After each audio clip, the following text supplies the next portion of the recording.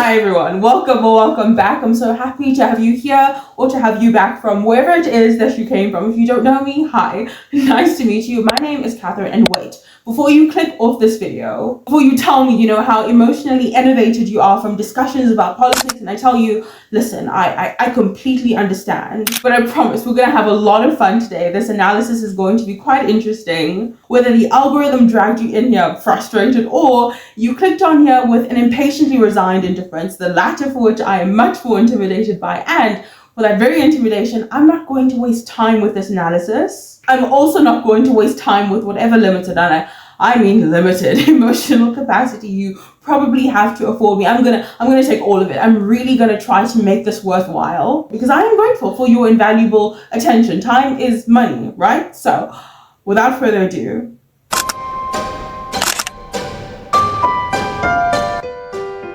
diagnostic instruments of the Western political psyche exist in the form of media and how we measure the audience's reactivity. Why? Because the past reception of books, films, music, TV shows can be future predictors of emotional sensitivity, and I don't think it's a coincidence that today people have become so emotionally radioactive, exhausted, estranged. And this video, what you are watching right now, is about mastering the pathogenic spread of certain reception, not just into the audience upon the film's premiere, but into future emotional stability as major events of political consequence affect the viewership. First, we will explore how the reception of Purple Hearts, the movie on Netflix, and to a lesser extent, Nobody Wants This, has informed what I call to be the centrist paradox and the myth of apoliticism, which is why I believe, by the way, that appeasing all of you is a completely dead mission, but entertaining you and stimulating you to pick apart what it is I say is not a dead mission. Because often naivety and natural predisposition, which I obviously have given what I'm doing, does need some external restructuring and criticism, which I've always been open to. So naturally, this analysis is a complete articulation of my thoughts with some gaps in between for restructuring, but most of my mind is made up, and you came here for me to opinionate properly, not to pander. There are 3 questions in particular that I will shamelessly put on your plate before we begin, and because I do appreciate that a lot of my audience hasn't had the chance to critically engage with the content I'm speaking about, either because they don't have Netflix, they can't watch the TV show, for whatever reason, they can't do it, and it makes no sense for me to be just talking at you about nothing. I've decided that I'm going to start my analyses of these TV shows, of these films, with a detailed narration of what actually happens, with every spoiler under the sun, just so that you can appreciate what it is we're going to be talking about. So that will happen after you bear in mind these 3 questions. Number 1, which ideological arm between the 2 of them, and you know which 2 I'm talking about, demonstrates a stronger capacity for intimate engagement with its nemesis without defaulting to some intolerance or disdain? Number 2, is tolerance your burdened duty for the survival of an intimate relationship with one's partner, religion, or one's nation, particularly when opposing ideologies are at play? And finally, number 3, and we'll see if we have enough time to get to this particular point, but appreciating that left and right identities don't always exist in many a political, cultural, and social context outside the Western political framework, how much of the Americanized political binary from this detached perspective do we absorb? How much have we absorbed, and is this absorption to our detriment or to our benefit? No, I'm not an American. I am filming from I've lived in South Africa in my entire life, and so I believe this interrogation to be important. But without further ado, I think this is going to be a lot of fun. Let's begin. If we do this, then we have to make this look normal, like a real marriage. Gives you a year of free health insurance. Act like we like each other. like love each other.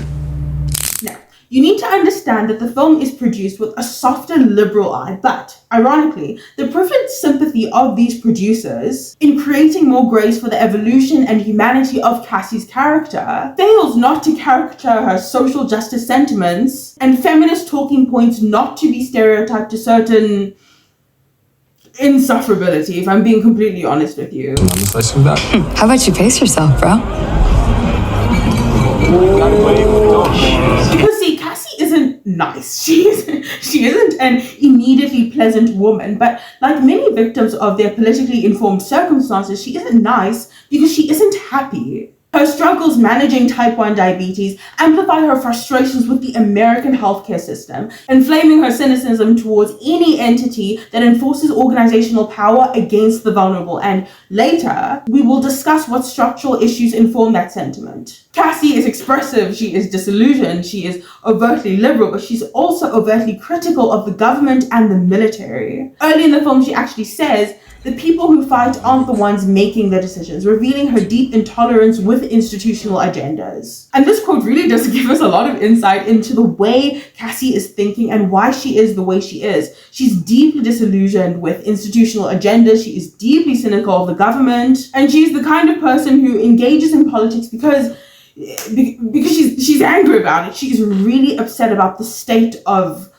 things and the way the government has informed a lot of her struggles, and it is something I'm sure that everyone can sympathize with. Dear Cassie, I'm a third-generation Marine. I thought that by enlisting, I could earn my dad's respect. Now that I'm actually here, I'm doing it for me. Luke, on the other hand, is our proud Marine. What am I saying? Our? So some of y'all hate this guy with a burning passion, but anyway, Luke is our proud Marine. He is raised with conservative values that emphasize loyalty, honor, redemption, and redemption is what I feel to be the heavier weighted of the three. He's incentivized by certain patriotism, but also by certain shame because Luke operates on this necessary atonement for his past mistakes, specifically involving drug use, and we'll see this because he's got this overwhelming debt that he needs to pay to this drug dealer, and he operates on this tragic and kind of nihilistic understanding that as a man, no one in society, not the government, not your friends, and especially so, not a generation of women who already suspect some inherent oppressiveness about your character as a male, will feel bad enough for you to help you out of certain adversity, no matter what dark complexity or societal failures have informed the errors of your youth. We can extend this to understand and master Luke's psychology and, by induction, many a right-leaning male psychology in America. The way I've come to understand this way of thinking, and again, remember, I'm not an American, and so my opinion is open to any restructuring that you might want to just pop it in the comment section down below. But the way I understand it is that personal responsibility can and should be able to redeem one's life trajectory without dependency on systems of governance who will never be as sufficiently actionable as their political rhetoric persuades. They will only be as necessarily actionable to restore purpose and stability to whatever structures are eroding and making society, not a great place to be. I hope that makes sense. Oh, and the other caveat that you need to consider is that these systems of governance need not be overly actionable because unchecked state overreach is the beast that keeps these people clutching to those firearms. And I hope it's a mechanism of protection. In the event that the government doesn't necessarily have your best interests at heart, who is going to protect you besides yourself? This is in serious contrast to Cassie's worldview, which centers insularly on systemic critique and holding accountable those systems of governance for the redemption of one's life trajectory. Luke's archetype, ironically, doesn't dare put that much confidence in any organizational entity or any genuinely redemptive aspect of his life. And yes, it informs many a Republican sentiment on government or state overreach. But he holds in really, truly tense balance this skepticism with his every respect to the order and sense of purpose that this system gives to its citizens. And so, for that reason, he enlists in the military. This is a respect, this is a reverence, this is an honor that you will not find in a character like Cassie. Luke, driven by his need to pay this overwhelming debt to the drug dealer, proposes a mutually beneficial agreement, a marriage of convenience. Cassie would gain health insurance to cover her medical expenses while Luke would collect extra pay from his marital status and alleviate his debt. Here, the stereotypes really bleed in and certain audiences become increasingly uncomfortable, which I can justify because Cassie is archetyped as the struggling, bleeding heart liberal who can't make ends meet, and Luke is stereotyped as the moralistic conservative trying to save others to justify his own existence. Both these stereotypes clash and then they blur, and then the transactional transactional nature of their marriage forces them to confront what similarities they do have. And they do confront these realities, because I think that when you intimately discover what humanity informs someone's politics, there is truly a strange attraction in that dissonance. A dissonance that isn't necessarily beckoning to certain chaos. The chaos doesn't just poof, go away. Like, it does exist. The antagonism between your ideological arms does exist. It is just beyond you. You are quite literally in the eye of the storm. And you cannot help but fall in love. Even if the people around you don't necessarily understand it, that is exactly what happens to Luke and Cassie.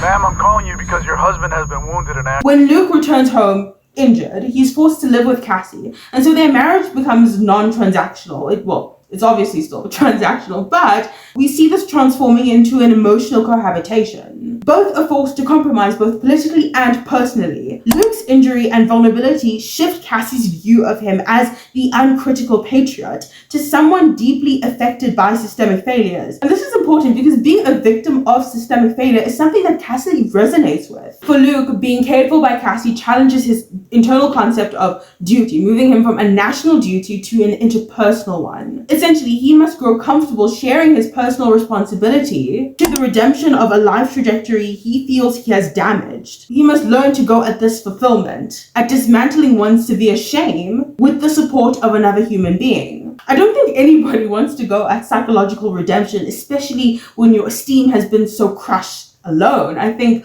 that you should try to go at it alone. It's important to do the work by yourself, but having somebody else's life to bring purpose to that striving for redemption brings a whole other context to why you are trying. And I think that's the value that Cassie brought to Luke. He's just got to trust that Cassie won't use his vulnerability against him, and of course that intimacy with Cassie won't weaken him. Good morning. Be seated. We're here today for a hearing in the case of Lance Corporal Luke A. Morrow. Lance Corporal Morrow stands accused of entering into a fraudulent marriage in order to collect BAH and FSA pay in violation of Article 132 of the UCMJ. Their marriage is put under scrutiny by military investigators who suspect fraud. At this point, Luke decides to turn himself in and he assumes full responsibility, showcasing, I think, a profound shift in character. But Cassie has compromised a lot ideologically too, and we see this because they play a lot of songs where Cassie is just pouring her heart out. Not all the songs are good, but I think because we see more screen time from Cassie's end, we see. You don't believe in love?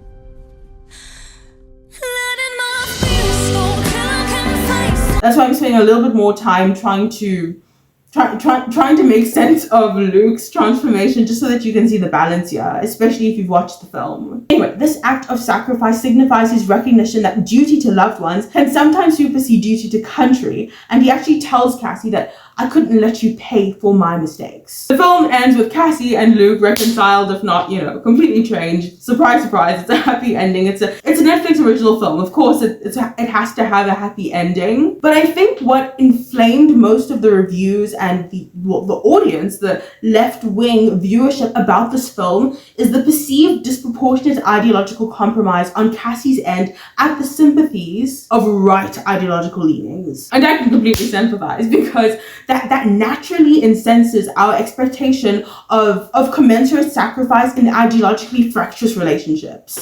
Now, all of this rendition, now that you know the plot, all of this trickles down to me to two principles I believe to be not only diagnostic of the Americanized psyche when it comes to ideological hostilities and tolerance, if ever realized at all, in these intimate relationships, but by extension, the world's overall suspicion of the centrist, except, of course, for the centrists themselves. The centrist thinks that they are perfect. Because the centrist, the apolitical, they're not synonymous, by the way, they're not the same, but they equally view their sentiments as more perfect for their intolerance of the extreme and minimized contribution to the climate's volatility. Their adjacency, right, stay with me.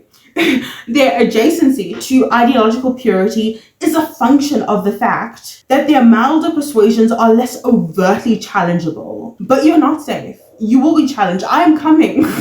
I am coming for all of you later in this video, just not right now. My first theory is that confidence in persuasion is critical to genuine tolerance and diagnostic of someone's ability to think for themselves. It is diagnostic of somebody's ability to grow comfortable in an echo chamber, but most importantly, grow comfortable in an echo chamber set on fire. And this portion of the video, in this latter end of the video, I think it's important for me to make explicit my biases and let you know that now that I've gone over the plot, most of what I say might set some of your echo chambers on fire, and that is completely okay. But this is an analysis and you came here for an opinion. The less confident you are, I feel, in your ability to persuade someone towards your opinion, the more hopeless you feel about the elasticity of their internal political framework. The more hopelessly persuaded against you they are, and the more deserving they are of not just your intolerance, but your frustration with a perceived myopia and a perceived insensitivity. This frustration and strategy of attack, because it is a strategy of attack,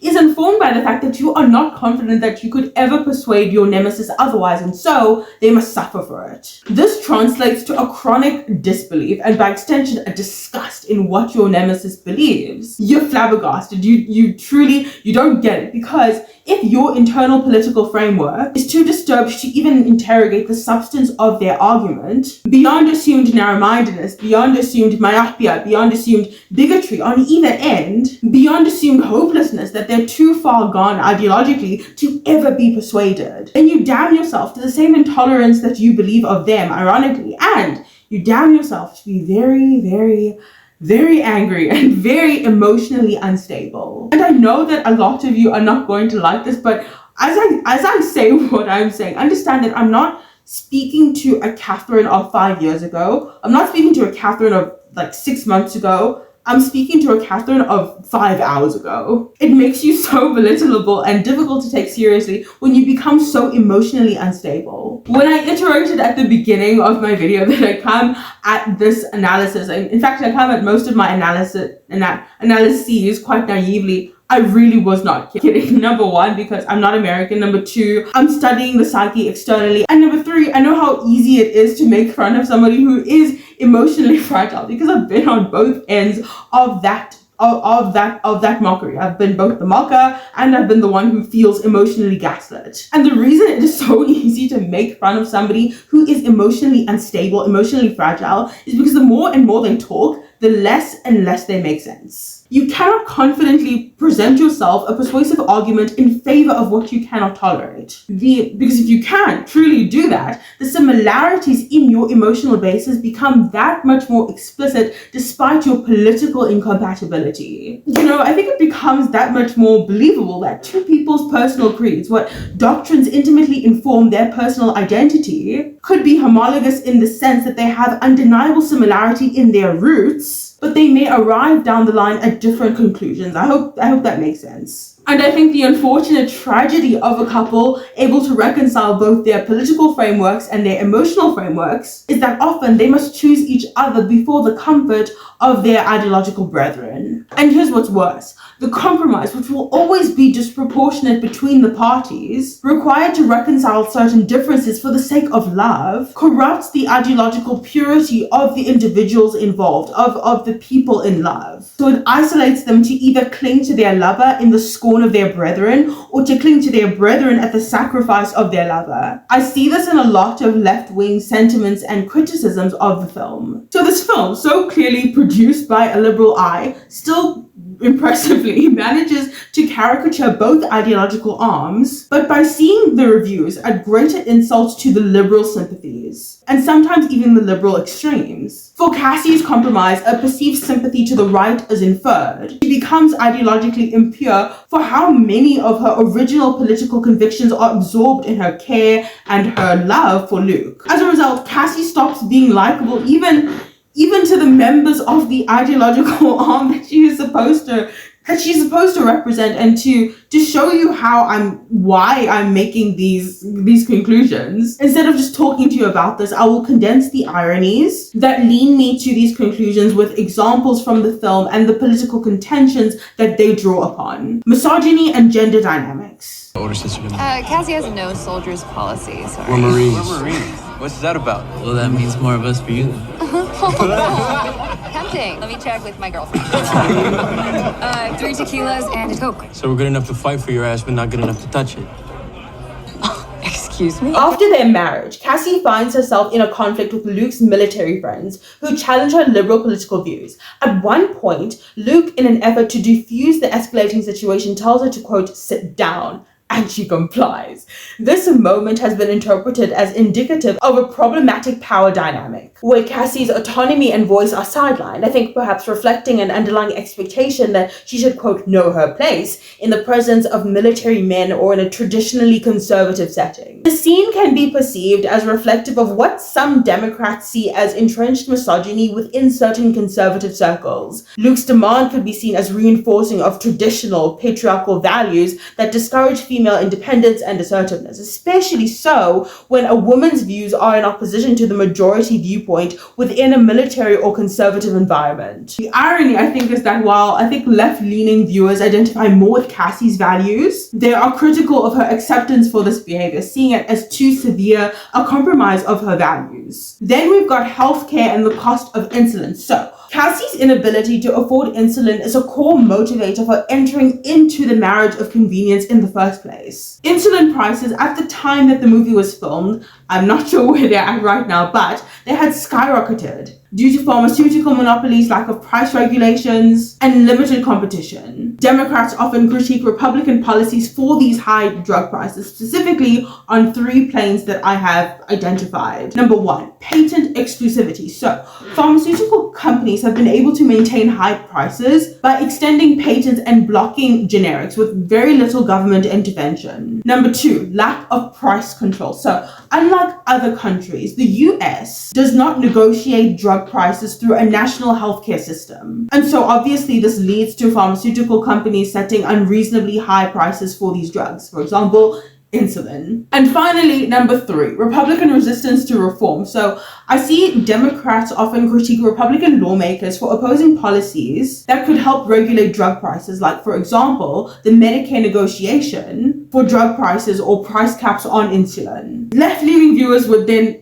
obviously feel that the film fails to address the issues within the US healthcare system that forced Cassie into her position, into her desperate position. So while they sympathize with her struggle, the irony is that they can only sympathize so far because she chooses someone who is actively against policies that are for her health. Are those sentiments unreasonable? Personally, I don't think so. I don't think that they're unreasonable, but is the veracity of those sentiments reliably trusted throughout the viewership? Obviously not. That's why people disagree. It is why there is a divergence of opinion, which is why when I listed those sentiments, I just know that there is a portion of you who conjured up 1,009 valid caveats to debunk what I said from a Republican standpoint. But just know that I appreciate it. As you're trying to debunk me, I beat you to it because I had to find a way to debunk myself for those sentiments in order to find a way to also sympathize with Luke. It's been a lot of research for this video. I don't know if I could live in your country. I'm so sorry. It's a lot, guys. It is a lot. Anyway, the point is I have found some way to sympathize with both Luke and Cassie, and I fully accepted that not everybody is going to like that.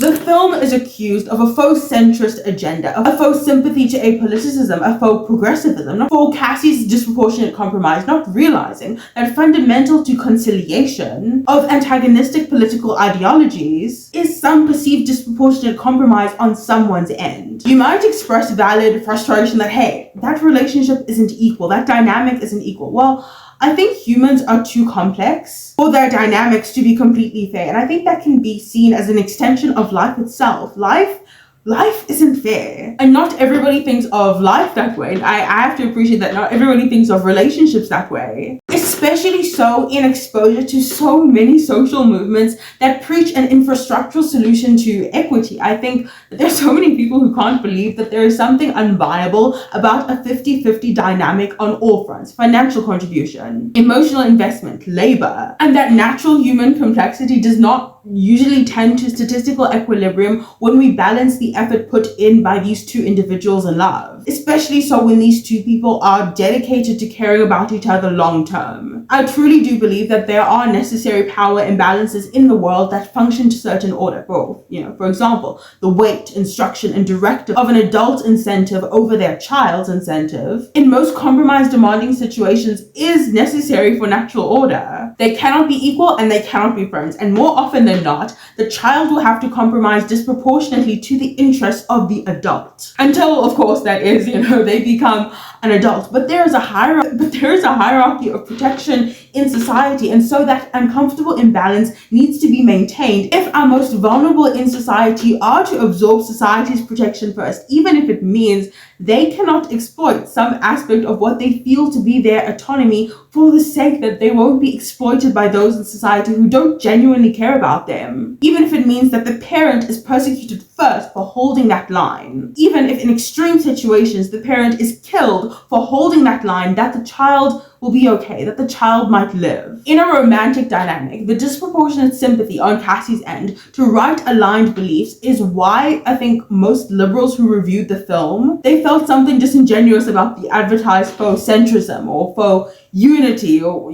however it was that it was advertised to appeal to all the viewership. The expense of unity on Cassie's end is just too egregious for those within her left-aligned brethren to bear. And so the centrist/moderate virtue as a marketing appeal that the film tries to sell to us collapses in on itself. Specifically, it collapses in on itself at the insult of the bluer end of that audience. And so it's not truly purple. And I saw this exact response reverse itself in the release of Netflix's newest series. It's called Nobody Wants This, where an agnostic sex podcaster and a newly single rabbi fall in love, and to reconcile their affections, the rabbi has to disproportionately compromise most conservative Jewish principles when she cannot reliably compromise her principles at the end of the film to convert to Judaism. Conservative viewers in this case find the film's moderate claims to be disingenuous, whilst more liberal-aligned viewers praise the film for its perceived faultless illustration of true compromise. Dissatisfaction in compromise between two opposing ideological arms will never fate itself in equiproportionate burden across these ends. And that's something I think we just need to realize. This asymmetry often and tragically brings about a unique isolation because both partners become estranged from their ideological communities. They couldn't possibly genuinely be happy together because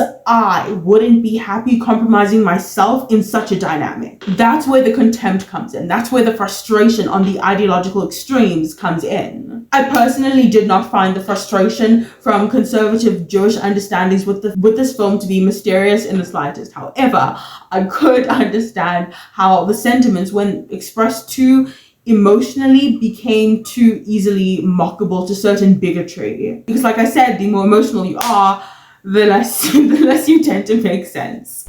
So, is there a responsibility to tolerance when you love a person or a country? I think that the answer is more than obvious. There is a responsibility to bearing the cost of what you lose in that compromise to uncompromisingly love that person or country. The other question, can love and unity really bridge divides between individuals with opposing political beliefs between each other if compromise in whatever disproportionate or otherwise capacity can be achieved without resentment on the other end? Then unity is reliably alive between the individuals. But that unity is often at the contempt of their brethren. Often it is at the disunity of their brethren. Unity of the individuals within the eye of the storm, and uncomfortable for the explicit compromise within the relationship required to sustain that bond. Because asymmetry is necessary. In fact, I would even say that consenting asymmetry is only as sustainable as the extent to which the individuals within that relationship are, number one, more than comfortable, not resentful, resentful, not antagonized, and experiencing a net emotional benefit for the compromises that they are willing to bear. Marriage and love in these contexts is often a unified loneliness for the promise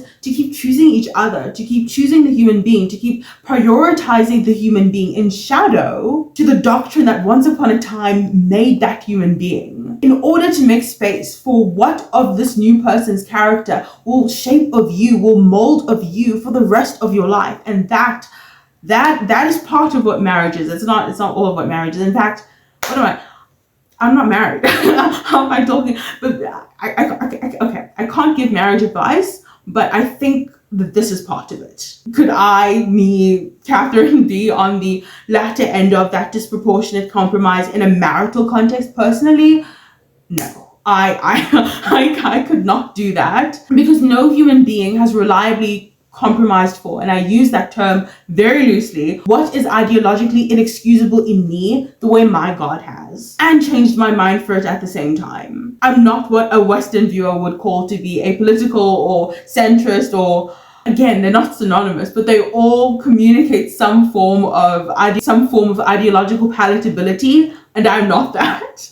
I have my hard lines. I think everybody in some capacity has some very hard lines, and for me, my faith happens to be my hard line. And in making these videos, I think I've kind of learned to trust that the people who watch me ramble on for way too long are listening to me for a real opinion, not some embellishment of a political talking point to placate your internal stability, to restore some, great, someone agrees with me kind of thing. I feel like the people who listen to me think a lot. Like, when I read the comments, I often encounter a critical opinion, an intelligently critical opinion that tells me that I'm not preaching to the choir, and I think I prefer it that way.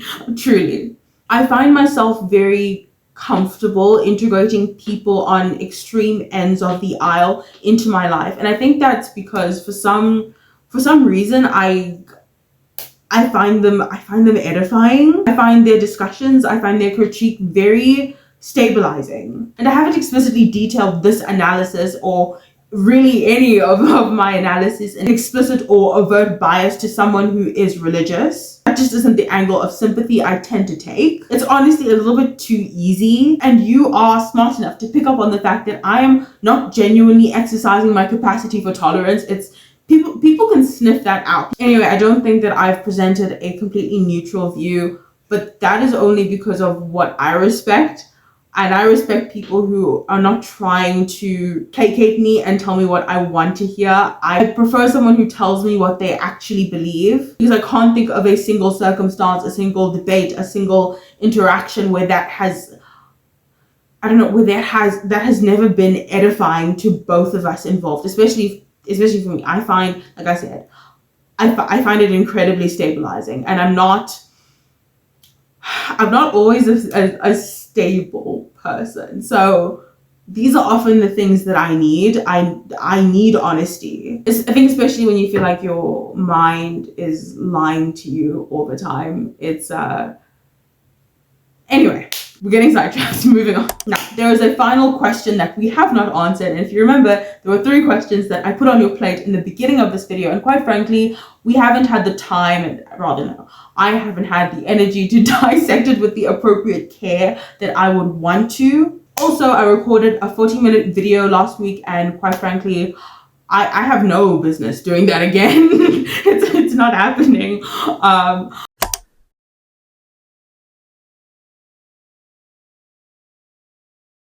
But if I lost you in this video, I'm sorry. If you completely forgot what I'm talking to you about, it's fine. I forget to. Today though, I think has been a little bit better. I think I've managed to maintain I've managed to maintain more of a logical thought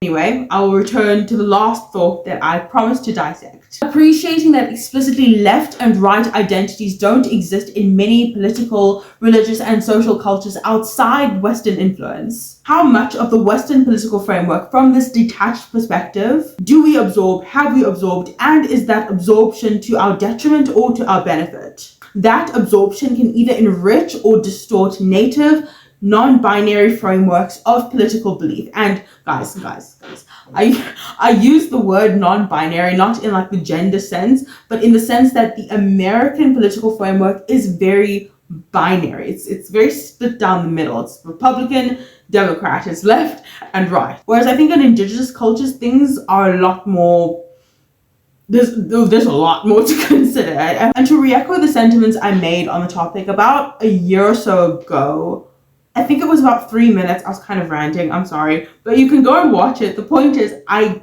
haven't changed my mind on much of anything. I think we end up paying for compromises we quite honestly had no business creating spaces of tolerance for in the first place, because we have our own distinct set of issues. We have our own distinct set of politics. We have our own distinct set of offenses that often don't carry over to Western ideological binaries. And so we end up creating these suffocating layers of false dichotomy. What I'm saying is we end up angry at each other for problems that we don't have. Our politics aren't in isolation of the West's invaluable psyche of belief, of persuasion, of order. But I think that there is a danger in absorbing too much dissatisfaction, anger, exhaustion, and even elation, emotions that don't belong to us the way that they belong to America. Like I said, we end up possessing dichotomies that aren't ours. And yeah.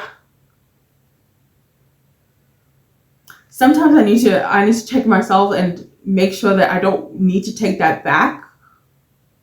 I don't think I'm going to take it back, but we will see what happens in editing. I'll end this off though, even though I gave up to keeping time about 20 minutes ago, but look, it's no secret that I don't believe in true apoliticism. And by the way, this is something my dad and I are always fighting about. But I want to encourage you to not be afraid about hiding where your hard lines are on this delicate political aisle, wherever you happen to fall. Even if it means we will fundamentally disagree, because number one, we absolutely will. And I still want to be your friend if you'll let me. I'll even extend that to saying that, even if I can't be your lover, I won't punish you to a villainy you don't even identify with. Because to me, it exposes how hypocritical I am, how emotionally fragile I am, even in preaching unity on both fronts. That is the standard I personally set for myself. I don't expect this of most people. I just have to make that clear. Anyway, people need to learn to be clear without devolving to emotional instability. People need to be clear and they need to be respected for that clarity, because your hard lines inform where on your softer lines, conciliation, tolerance, and compromise, the endurance of a relationship can exist, and also where that very endurance, where that very vow to cling uncompromisingly to a human being who fundamentally disagrees with you, dies. Your hard lines tell people where your vows die. I think as people, we are flexible to other people's biases on our soft lines, but realize that on the hard lines is where the ideological war is.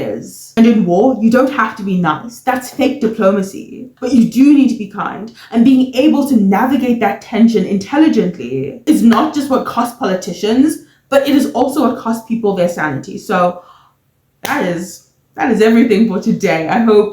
I really hope you enjoyed this. I will see you soon. I don't know when, can't make promises, but I will definitely see you. I'll see you when I can. Again, thank you so very much for giving me your time, for giving me your attention. Thank you really for sticking around. You take care and goodbye.